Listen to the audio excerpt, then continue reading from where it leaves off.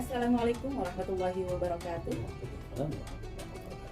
Alhamdulillah, wassalatu wassalamu ala rasulillah wa ala alihi wa sahbihi wa mawala amma ba'd. Sahabat podcast Penais Zawar, kantor wilayah Kementerian Agama Provinsi DKI Jakarta, bertemu kembali dengan acara Mutiara Penyuluh di ke-26 Ramadan 1444 Hijriah. Semoga kita semua selalu dalam keadaan sehat walafiat, lindungan Allah Subhanahu wa taala. Amin ya rabbal alamin. Pada kesempatan yang baik ini, kita akan berbincang tentang korelasi makanan dan minuman halal dengan ibadah puasa. Dan telah bersama kami Bapak Haji Nasrullah MA, Ketua Pokjalu Kota Jakarta Selatan. Apa kabar Bapak Kiai? Alhamdulillah baik. Insya Allah kita akan berbincang tentang korelasi makanan halal dan ibadah puasa. Seperti yang kita ketahui bahwa dalam Al-Quran Allah telah memerintahkan kita dengan jelas untuk memakan makanan yang halal dan thayyib. Seperti terang dalam surat Al-Baqarah ayat 168. Bagaimana kira-kira sebenarnya apa sih yang dimaksud dengan makanan halal dan apa saja yang menjadi kriteria dari thayyib itu Mas? Assalamualaikum warahmatullahi wabarakatuh. Alhamdulillah hari ini kita bisa bersilaturahim berkaitan dengan korelasi antara makanan halal dengan ibadah puasa. Kalau kita lihat ini menjadi sangat matching ya, sangat ketemu. Kenapa demikian? Karena kita sebagai orang Islam dalam surah Al-Baqarah tadi disebutkan A'udzubillahi minasyaitonirrajim, bismillahirrahmanirrahim, ya ayyuhan nas kulu mimma fil ardi halalan thayyiban.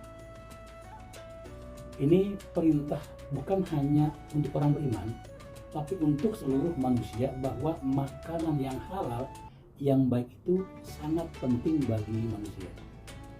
Kenapa demikian? Kenapa bicaranya bukan orang yang beriman, tapi ya ayyuhan nas? Ini kan menjadi pertanyaan kita. Biasanya perintah-perintah itu pada ya ayyuhalladzina amanu, tapi ini ya ayyuhan nas. Ternyata makanan yang halal, makanan yang baik itu kebutuhan setiap manusia, bukan kebutuhan hanya orang beriman. Badannya sehat, badannya kuat, penyakit yang terjadi tidak akan memilih orang itu beragama apa. Sehingga makanan yang halal dan thayyib itu menjadi itu. Kemudian kaitannya dengan puasa, khususnya buat kita orang yang beriman, bahwa puasa itu adalah osyam al-imsak, menahan. Ketika orang mampu menahan dirinya, dari kaitan antara makanan halal dengan puasa itu menjadi sangat penting, karena perintah puasa itu adalah al-imsak, menahan.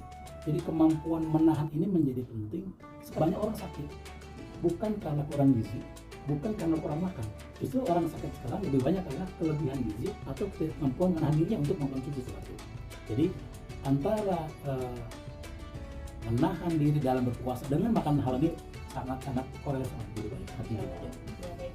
Kalau begitu berarti apa saja syarat bahwa makanan dan minuman itu masuk dalam kriteria halal menurut syariat Islam? Kalau kita lihat mengajarkan bahwa segala sesuatu itu harus sifatnya halal, bukan hanya makanan, yang lain pun kategorinya halal.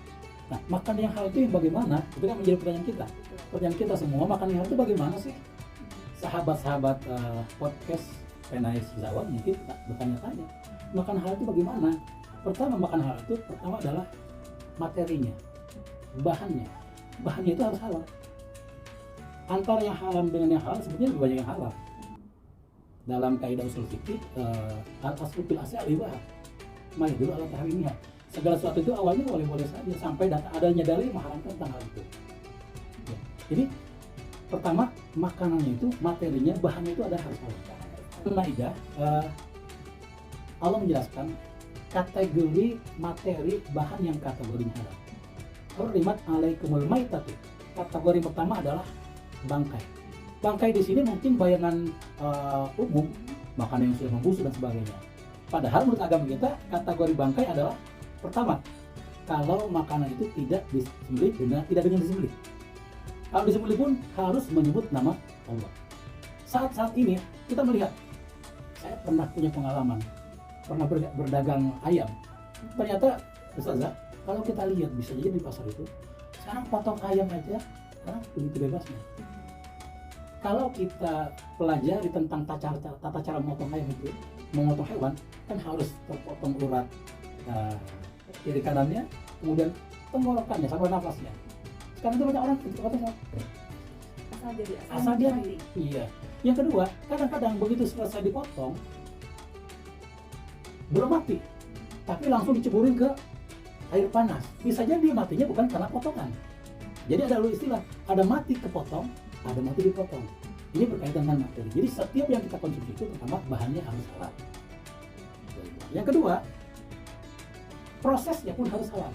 Jadi berkaitan proses tadi, misalnya penyembelihannya harus halal. Yang ketiga, pengolahannya. Jadi sudah jadi potong bahannya bahan yang halal, prosesnya proses yang halal, tapi pengolahannya tidak halal, maka kategorinya yang tadinya halal menjadi tidak halal. Yang selanjutnya adalah penyajiannya. Dan yang terpenting dari hal itu adalah, yang mengunci dari itu adalah proses untuk mendapatkannya itu, untuk mengupayakan itu juga harus dengan cara yang halal. Sehingga itu menjadi sangat penting, sehingga konsumsi atau produk yang kita makan itu halal atau tidak. Jadi semuanya saling keterkaitan. Tidak bisa dipisahkan ya Pak. Halal zatnya, halal pokoknya, halal penyajiannya, halal pengirimannya, dan juga halal dengan mendapatkannya dengan seperti apa juga harus halal ya Pak ya. Masya Allah. Memang luar biasa Islam mengatur itu semua untuk kebaikan umat manusia secara umum ya Pak. Kemudian memang apa sih manfaatnya kita mengkonsumsi makanan minuman halal ini Pak Haji? Ada beberapa hikmah yang kenapa kita harus mengkonsumsi barang halal. Yang pertama, hikmah dari makan yang halal itu adalah karena proses tadi adalah proses yang halal. Ketika pemotongannya tidak halal, maka kategori menjadi bangkai itu banyak mengandung bibit penyakit biasanya. Jadi barang yang halal insya Allah kategorinya bisa akan terlepas dari penyakit. Yang kedua, kita dengan makan yang halal akan meningkatkan keimanan kita kepada Allah Subhanahu wa Ta'ala. Karena dengan kullu lahmin nabatu minal haram, setiap daging yang tumbuh dari barang yang haram panar ulagnya. Jadi berkaitan dengan keimanan. Bagaimana kita nggak bisa rajin ibadah, yang kita konsumsi adalah barang-barang yang halal, barang-barang yang halal. Kemudian selanjutnya, kalau kita mengkonsumsi barang yang halal, itu akan khusyuk dalam beribadah. Yang selanjutnya adalah barang yang halal itu akan mendatangkan kebaikan buat kita. Jadi manusia itu punya hati nurani. Hati nurani itu sifatnya adalah cahaya Allah Subhanahu wa Ta'ala. Ketika sesuatu yang haram masuk ke dalam tubuh kita, hati nurani kita akan berontak. Nah, itu ada tempat hikmah kita mengkonsumsi barang yang halal. Seperti itu. Jadi tidak hanya berpengaruh terhadap fisik juga, lahiriah batinnya kita juga sangat berpengaruh dari apa yang kita konsumsi, halal atau tidaknya. Kalau dilihat dari hikmahnya sangat luar biasa baiknya, tapi apa sih dampaknya kalau kita makan makanan itu yang baik secara sengaja atau tidak sengaja kita mengkonsumsi makanan yang tidak halal? Ya. Tadi saya sampaikan bahwa barang yang halal, makanan yang halal itu menjadi penting karena berkaitan dengan secara fisik dan psikis, jiwa atau keimanan. Kalau kita mengkonsumsi barang yang halal, tadi dalam keterangan fanar Allah lihat, neraka lebih berhak terhadap tubuh yang berasal tumbuh dari barang yang haram. Jadi barang yang haram kalau masuk dalam tubuh kita, semangat ibadah juga akan jauh. Kemudian keimanan pasti akan, karena orang begitu dia makan yang secara tidak halal, haram, maka perbuatan-perbuatan yang dihasilkan oleh dia pun pasti akan menuju ke perbuatan-perbuatan yang haram. Gitu.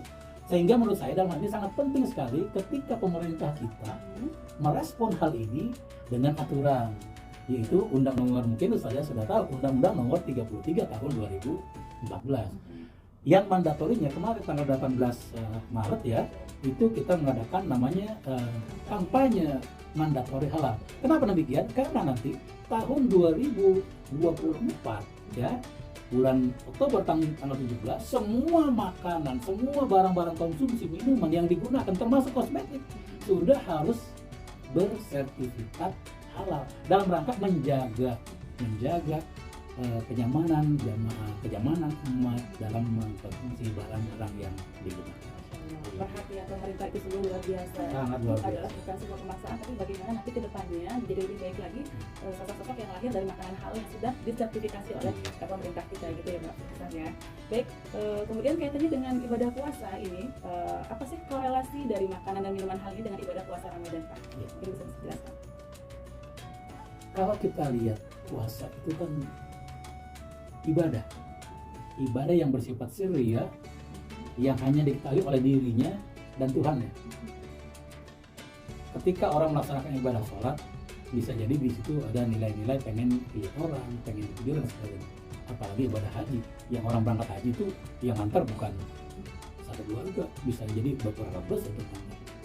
Tetapi untuk masalah ibadah puasa, kalau kita berangkat dari rumah dalam keadaan berpuasa, kemudian di kantor kita makan, kita minum, masuk dalam ruangan, gak ada yang tahu, pulang kita pora-pora lagi lemes lah. Saya pikir kan orang gak ada yang tahu, sehingga puasa itu menjadi ibadah ceria. Kaitannya dengan makanan halal itu bagaimana? Yang halal saja kita disuruh menahan oleh Allah Subhanahu wa Ta'ala selama terbit fajar sampai dengan terbenamnya matahari.